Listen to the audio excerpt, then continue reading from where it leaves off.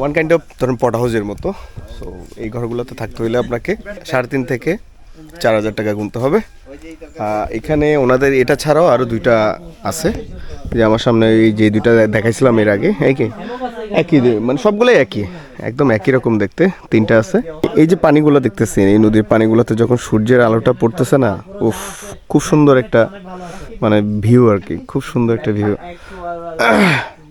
যে আলোর যে রশ্মিটা রিফ্লেক্ট করতেছে, অসাধারণ দেখতে। আর এদিকে পাহাড়গুলা, নিরিবিলি কোনো কিছু যাচ্ছেন, একদম প্রকৃতির সাথে মিশে যাবেন, তাহলে এই জায়গাগুলো আসলে আপনাদের জন্য। আসলে অসাধারণ জায়গা, কি একটা মুহূর্ত কাটাচ্ছি, অসাধারণ। এটা বলে বুঝাইতে পারবো না যতক্ষণ পর্যন্ত আপনারা এখানে আসবেন। গোসল তো করবো, আর চলেন এখন আমরা একটু এই নদীটাতে সাঁতার কাটতে যাব, দেখি, চলেন।